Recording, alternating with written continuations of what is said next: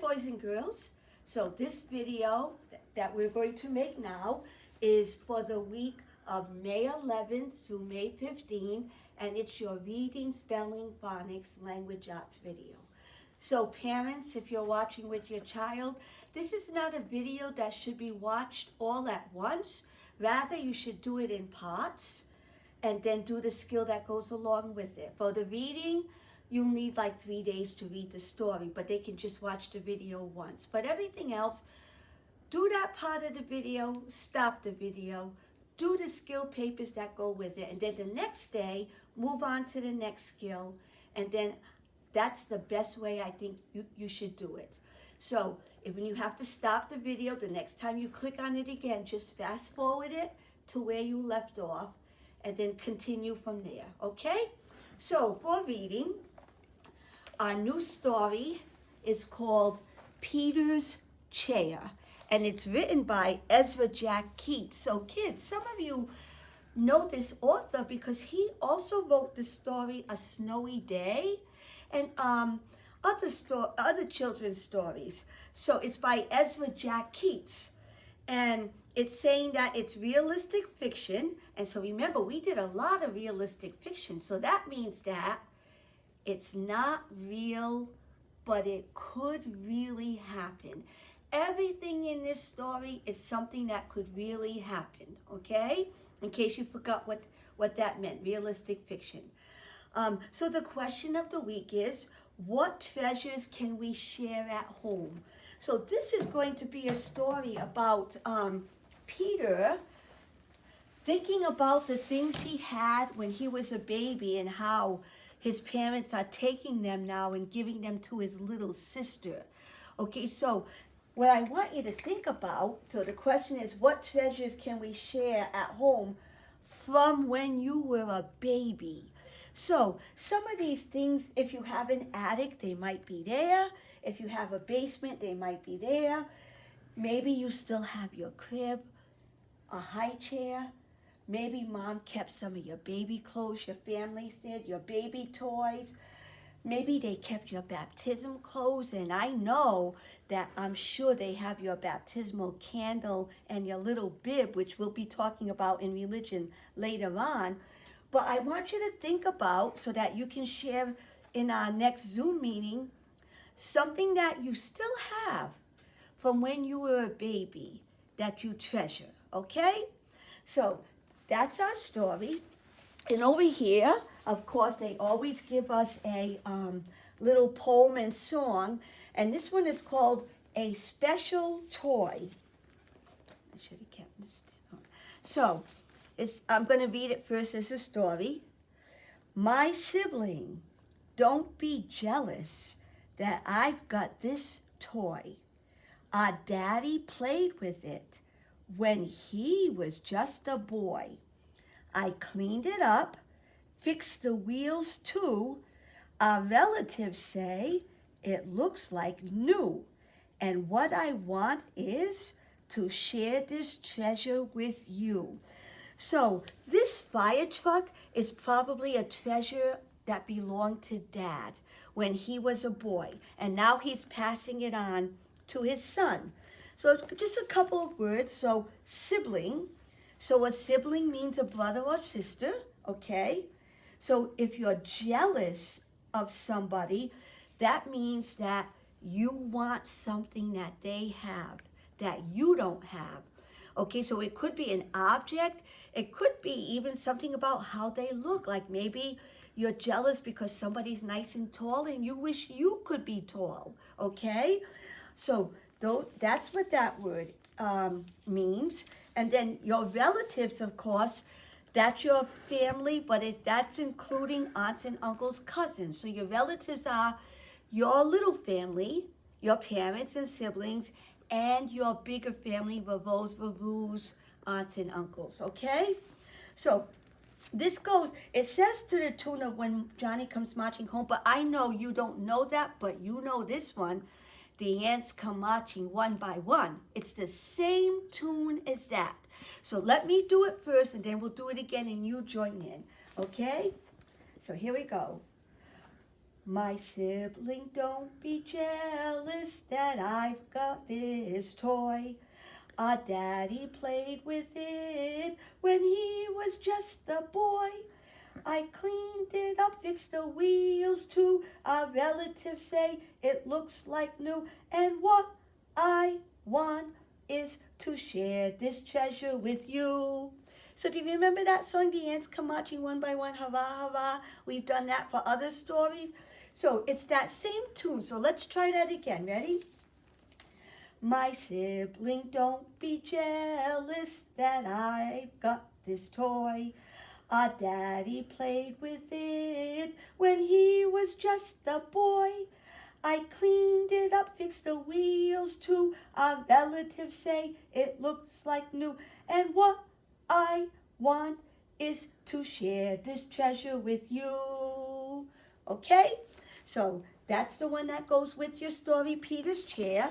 So I'm just going to remind your parents that to introduce the words, if they go to page 161, they put it in the story so that you can have your child read this to introduce their words. So I'm going to have Mrs. Souza do that right now. So first she's going to do a review, and then she's going to show you your new words. So we're going to switch places. I'm going to put the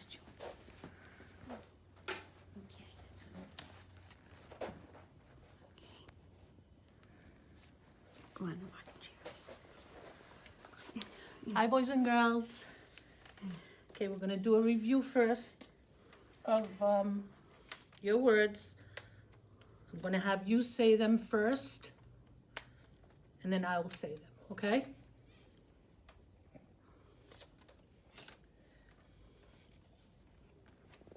Let me get the words first. Okay.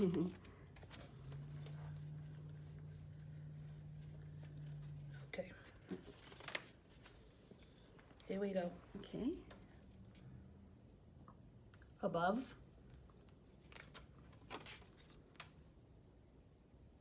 Touch. 8. Remember, this is the number 8. Moon. Laugh. Surprise. Worry. Enjoy. Would. Look like I would go with you to the store. Give. About. Draw. Over. Great. Show. Colors. Sign. Drew. Took. Wild. Mouth. Found. Once. Above. Touch. Oh, I already said those. Okay, that was it for those. Okay, so now I'm going to show you your new ones, your new words.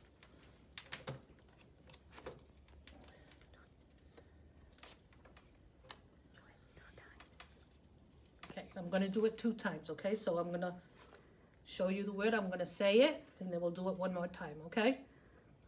So your first word is room. Big one. Remember. Tricky one. Thought. stood,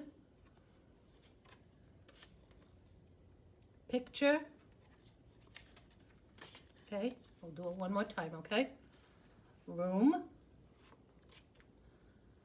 remember, thought, stood, picture. Okay, boys and girls, those are your new reading words, okay? Now, I'll go back and let Miss Pucelli do some talking.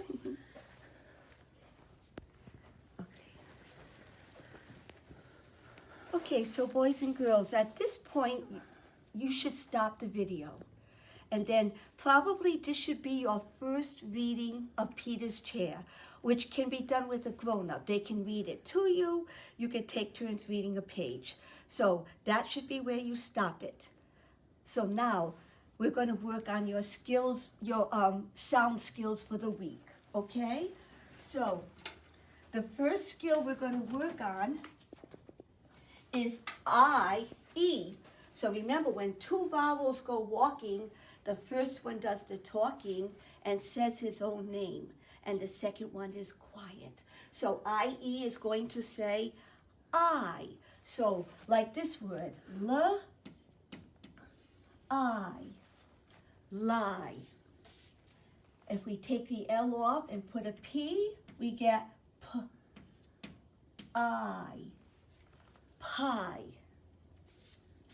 Take off the P and put a T, we get T, I, tie. So that word tie actually has two meanings. It could be boys and men wear a tie when they dress up, or it could be, so that would be a noun, a tie, like put on your tie. It could also be a verb, tie your shoe. So see, now it's an action, to tie, okay? So those are just a couple of words that begin, that have the I-E sound. So I can also make the sound I with an I-G-H, which is so very tricky because all we hear is the I, and the G and the H are actually silent. So, but that says the sound I, like this word, huh, I. So even though you see 4 letters, you're actually only hearing 2 sounds, huh, I, hi, okay? And this one, I. So even though this has 5 letters, you're actually only hearing 3 sounds. I, light. And if we take off that L and change it to an M, we get the word might. M-ite, might. Okay? And if I take off that M and change it to an N, we get the word night. N-ite, night. And if I take off that N and change it to an R, we get the word right. Right. Right. So that kind of write is not with a pencil to write. That kind of write means it's correct. Okay?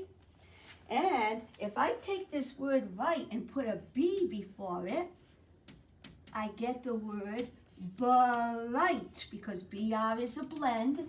Bright, bright, okay? And if I change it to a T, I get the word tight,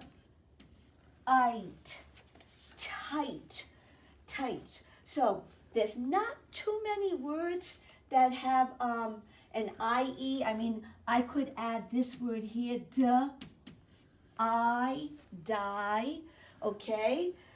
So at the end of our life, we die. But there's not too many with an IE. So there's lie, pie, tie, die. And then with an IGH, high, light, might, night, light, bright, tight. So, of course, other than the word die, these are all going to be your spelling words, because remember that your phonic sounds usually go along with your spelling words. So I'm going to change places with Mrs. Souza so she can do our spelling graph, okay? So,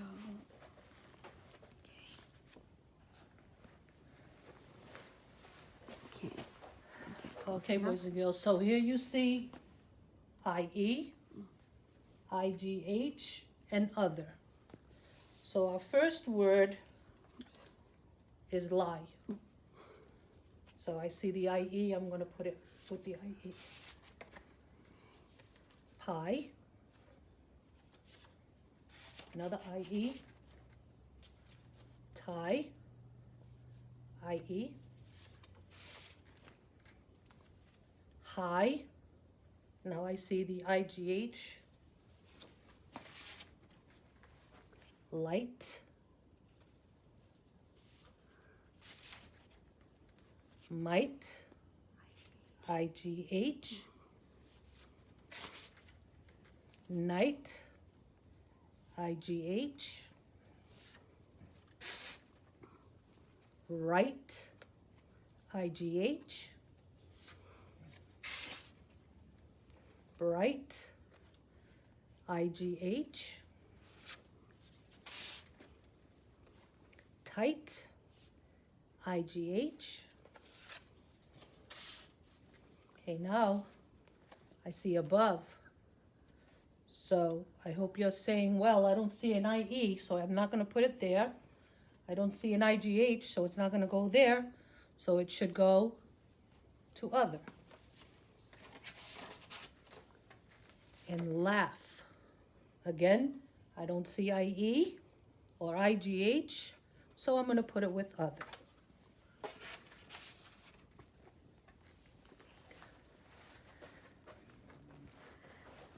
Okay, so boys and girls, if we look at our graph, let's get some math in here, okay? So we have divided your spelling words into 3 categories. Words with IE, words with IGH, and other. So tell whoever you're watching this with, tell them which column has the greatest number of words, IE, IGH, or other. So I hope you said IGH, because there's a lot of IGH words, okay? Which column has the fewest or the least words? Tell whoever you're watching with. So I hope you said other, because there's only 2 words in other. And then how many words are in the IE column? 3. Okay, so if I said to you, how many words in all, IE plus IGH plus other, our number sentence would be 3 plus 1, 2, 3, 4, 5, 6, 7. 3 plus 7 plus 2. So look, 3 and 7 right here actually makes a 10. So let's just do that right here.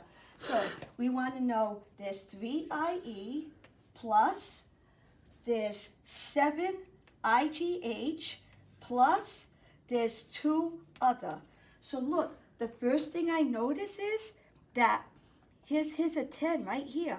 Look, right there, 10 plus, right, 2, because we can't forget that 2 equals how many in all? 10, 11, 12. So altogether, we have 12 spelling words, okay?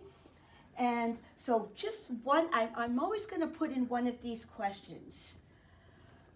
Are there more IE or other? So I hope you're saying there's more IE. So my question is, how many more IE words than other are they? So focus on that. So there is a couple of ways that we can do that, boys and girls. We can just look at the picture and say, well, I see 2 here, And if I match the 2 here, I see one more. Or if we want to do it more in a math way, we can say, we're going to do a subtraction. You always start with your larger number. 3 minus 2 equals 1. Do you see that? Okay. 3, take away 2, right here. Take away 2 equals 1. Or if you're one that likes to add, you can say 2 plus something equals 3. 2 plus what? So if I count up, 2, 3. One more. Okay? All right, so I just want to always add one of those in, so because you're going to be doing a lot of that in grade 2, how many more, how many less, okay? So here are your spelling words, and I know we got a little sidetracked, but it's good to put math in there too. So now, I'm going to show you your papers for the IE. Well, first of all, I'm going to backtrack a little. So the reading papers were your vocabulary. So you're going to notice that your spelling vocabulary don't match your reading words. You've already had those words, but that's okay. You had them as reading and above and laugh, and now they're spelling, okay? So vocabulary, and on the back, there's also a vocabulary page. Okay, so the next one is a story that's called A New Home, which has your reading words in it. So you know you need to read this at least 2 times. And you know what? Some of you may have to read it even again. And then you're going to answer the questions that go with it. So I really would like you to try to do this on your own. If you're stuck on a word, you can ask a grown-up, but I really would like you to try to do it on your own. So then in the reading about Peter's chair, here's the question they want you to write about, because I really want to work on your writing skills too. So here's what they want to know. Tell why Peter takes his chair to his room. So you don't know that right now, but you will know it after you read the story. They tell you what pages you can look at. There are actually a few different things that you can say about why he took it to his room. There's a few different things, and you'll see when you read the story. So I'm just going to remind you to restate the question. So what does that mean? Your sentence should start, Peter takes his chair to his room because, and then finish it, okay? Don't forget about your writing rubric. Did you start your sentence with capitals? Did you put your marks at the end? Is your handwriting neat? Did you put spaces between your words? Does your sentence make sense? Because remember, if you leave out even a littlest word, you can ruin it and it won't make sense anymore. Does my sentence answer the question? And did I use complete details? So when I say complete details here, I'm going to count in this. Did I actually restate the question? So you will lose points on this one if you did not stop by restating the question, okay? So here are your IGH and IE. So this one you're just going to write the correct word, circle and write. This one you're going to look at that picture, and this makes a little story using IGH words. On this one, you're doing IE and IGH, okay? So down here it's a little tricky because they want you to circle the words that have long sound spelled IE and IGH. So listen to this one. I would like another piece of birthday cake. So look, I see an IE here, but listen, please. Is that saying long I? So you shouldn't be circling that, okay? He believes that he is right. Once again, look, I see an IE, but listen, believes. And the last one, I am sorry that I lied to you, okay? On the back, once again, you're going to circle the word and then write it on the line, okay? So, I'm sorry, number 5, the bear is wearing clothes that are too small for him. I'm sorry, the picture didn't come out good. They're too small. So if they're too small, they're going to feel like one of these words, okay? And this one's showing an arrow that's taking a turn, all right? And so the last one's a little different. It's actually 2 pages. So they want you to cut out these words, and then they want you to put them in the right place. So if you see an I with another letter, then an E, glue it here. If you see an IE stuck together, so let me just show you for an example. So look at this word line. I see an I, then a letter, then an E. So that would go here. And IE stuck together, look at pie. See the IE stuck together? That would go here. And then IGH, like the word high, IGH, that would go here. So all these words, so now it's like you're making a graph. You're going to take these mixed up words and you're going to sort them by I consonant E, IE, or IGH, okay? All right, so the next skill that we're going to work on is digraphs. So remember that digraphs are 2 letters that when you put them together do not say their own name. So KN does not go like this, kana. It doesn't. It goes okay? So that might be like this. So look, KN, it. Knit. Do you see that? It's not knit. And if you do that, you should say, that's not a word, knit. Okay? So it's just knit. Or knob, like a doorknob. Okay? And I'll put one more. Knee,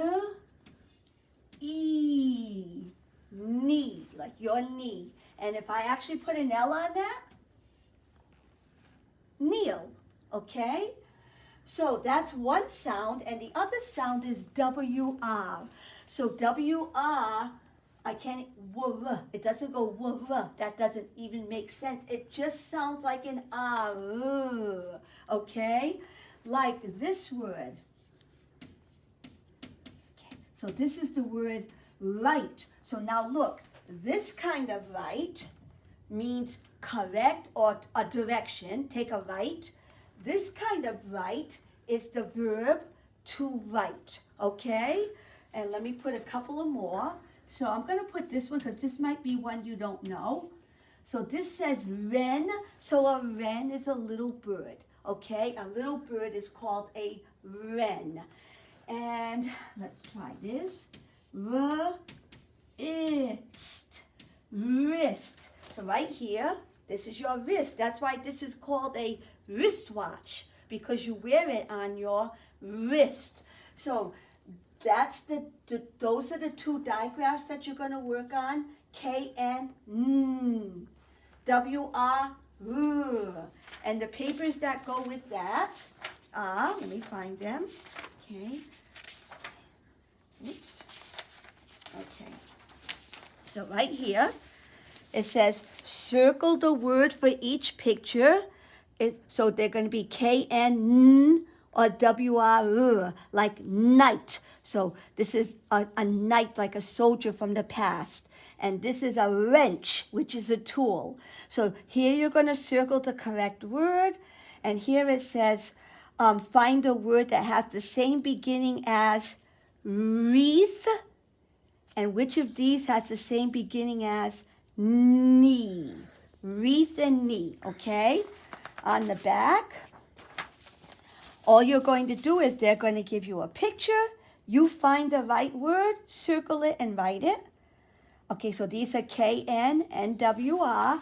And on this one, there's a little sentence, so you might have to read it with a grown-up. So read the sentence and then just circle the word that would make sense, okay? And on the back of that, it's scrambled. So here are the correct spellings up here. So this is the word knit. That's not how you spell knit. Go find it up here, circle it, and write it, okay? So that's just some practice on KN and WR.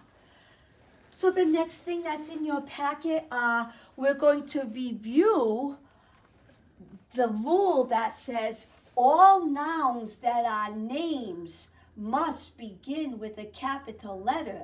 And remember that nouns can be people, places, animals, things. Okay? So all nouns that are names must begin with a capital. So we worked on pet names and people names, but then we went on and we worked on titles. So, like for instance, doctor. So let's put Dr. Doolittle. There's a movie coming out again about Dr. Doolittle. I don't know if that's the correct spelling, but look, doctor must begin with an uppercase because it's a title. And Doolittle, that's his name, that must begin with an uppercase because it's a name. Or Mr. So we'll just use our principal. Mr. Raposo. So his title is Mr. That needs a capital, and so does Raposo. And now let's do Father Gorman. So Father Gorman. So Father, the F must be capital because Father is his title, and then Gorman is his name, okay? So then we learned that, well, days of the week are names. So if I just said, what day is it? I don't have to put a capital on day, but once I say the name of the day, then we need a capital. So like the first day of the week is Sunday. So here it is, and that must begin with a capital. The last day of the week is Saturday. So that must also begin with a capital. So all your days of the week, all the ones that come in between, Sunday, Monday, Tuesday, Wednesday, Thursday, Friday, Saturday, all days of the week begin with a capital. So the other thing that you learned is that months of the year must begin with a capital. So right now we're in the month of May. So May must begin with a capital. So you know may can also be a verb like may I go out or you may go out. You would not need a capital then unless it was the first word of a sentence, like I just said, may I. But a month of the year, May, must begin with a capital. So the first month of the year is January. So January must begin with a capital, and the last month of the year is December. So that must begin with a capital, okay? And all the months in between. So ready? Say them with me if you know them. Let's say them in order. January, February, March, April, May, June, July, August, September, October, November, December. So when we were kids, we used to jump rope to that, to those months of the year, okay? That's how I actually learned them, is by jump roping to them. So the other thing that you just learned is that, well, holidays are special days and their names, so they must begin with a capital. So for instance, in May, we have two holidays. We have, well, holiday, Mother's Day is not exactly a holiday, but it's a special day, Mother's Day. So I want you to notice that both mother and day must begin with a capital. And you might say, well, how come day? Well, because it's not just called Mother's, it's called Mother's Day. And the other holiday we have in May is Memorial Day, when we remember our soldiers that have died. And once again,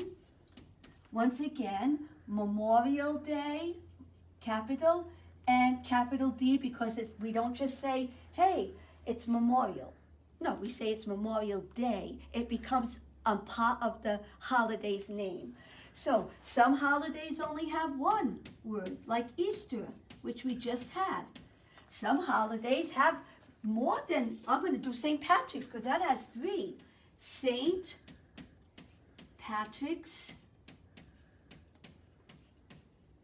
and I'll put day down here. So look, all of these must begin with a capital because it's all part of the name, St. Patrick's Day. So you have just the front and the back. So this side, you're going to pick the title that's written correctly. So you know they're going to try to trick you. So be careful, okay? So which Dr. Brown? Which Miss Okada? Which Mr. Diaz? which Dr. Tang, which Miss Vale, which Mrs. Benique is written correctly. That's the circle you want to color. And then on the back, you're going to go over days, months, and holidays. Which Tuesday is written correctly? Which Friday? Which June? Which August? Which Memorial Day? I just gave you an answer over there. Which 4th of July is written correctly? Okay? So that's that paper. And remember that after each, so you should have paused your video after here and done the pages that go with this. Whether that takes 1 or 2 days, that's up to you. And then the next time you go to the video, you should have gone to your KN and WR, watched this section, then did the papers, okay? Then another day, or maybe later on in the day, you go to your language arts, which we just did over here, which all has to do with titles, days of the week, months of the year, holidays, all must begin with capitals, okay?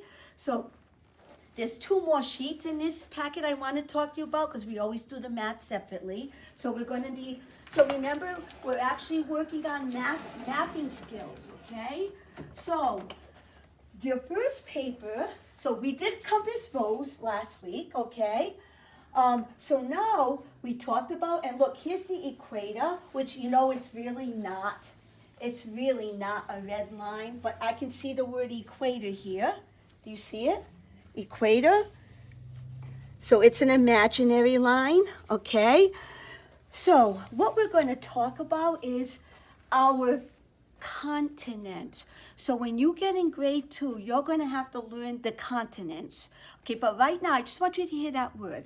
So right here, North America, that's our continent. So North America is made up of 3.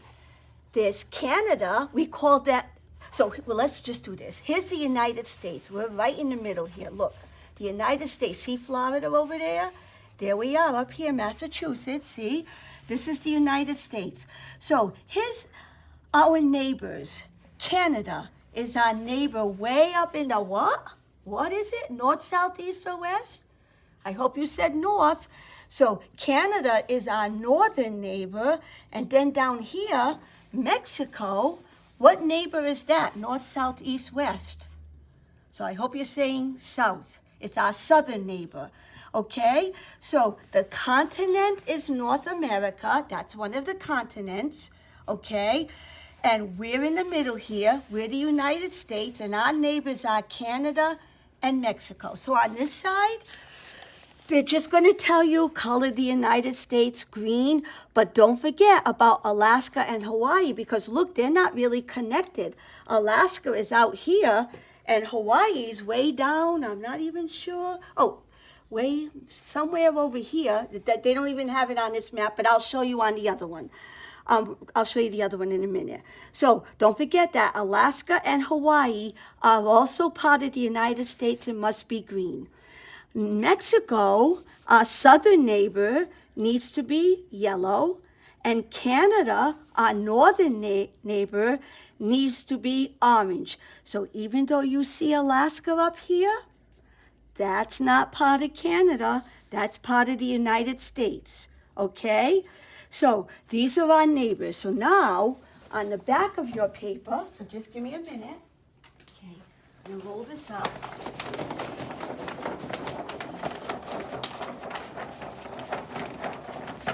Let's hope it doesn't come down. Let's hope it stays up there for a few minutes. Of course it's not. I wonder if I can borrow this. Let me see if I can borrow this. Gotta be a better way to do this. Yeah, I'm gonna stick this here a minute. Okay. Ooh. I had a feeling it was gonna do that. All right, hold on. Okay.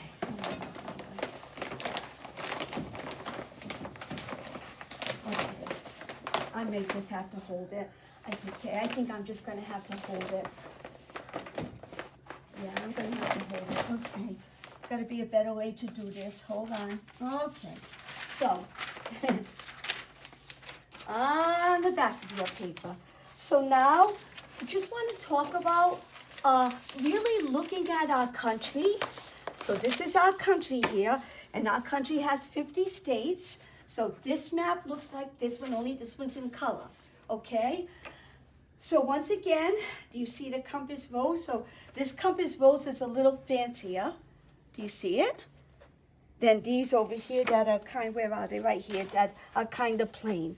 So all they're going to give you is 5 directions. So ready? Number 1, color the state of Nevada green. So you're going to find Nevada on your map. So let's see if we see. Here it is. Oh, you're going to make it the same color that it is here. You're going to color it green. So this is just to get you used to finding places on the map. Number 2, color the state of Utah brown. So look, here's Utah right here, right near Nevada. Color it brown. Number 3, color the state of Pennsylvania orange. So Pennsylvania is way down here. Where is it? Right here. Okay, Pennsylvania. Color that orange, and color the state of Kansas, which is right here. Color it purple. And okay, so then number 5 says, draw a circle around your state and then write it. The name of my state is, so you should be way up here. Here we are.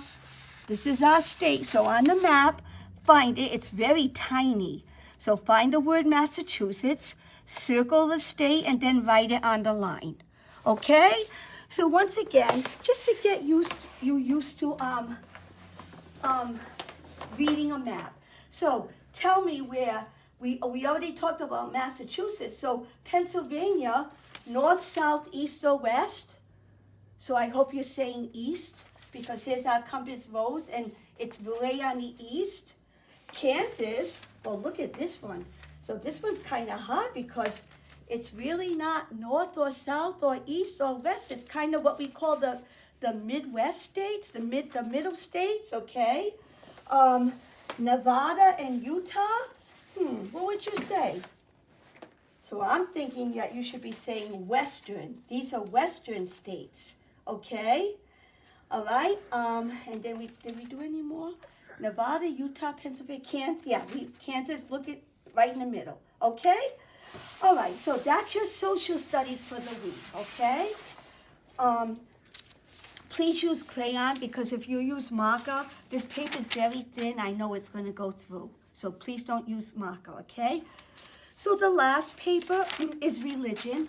So for religion, you're just going to review what you did on Holy Week, Lent, Ash Wednesday. So this is your little study guide. So your parents are going to go over this with you. You're going to read this a few times. Then they're going to take the paper and say, okay, what's Lent? What's the first day of Lent? What happened on Palm Sunday? Or they can say, oh, Jesus died on the cross. What day was that? What day was it? And I hope you say Good Friday, okay? Oh, Jesus rises from the dead. What day was that? Right, Easter, okay? So here's an easy one. Jesus rode into Jerusalem on a donkey and people waved palm branches. What day is that? And I hope you say Palm Sunday. So Holy Thursday, I'm going to tell you, was a very, very important holy day, because 3 important things happened on Holy Thursday. So what happened was, it was the first Mass. So Jesus at the Last Supper said the first Mass. He gave the first communion.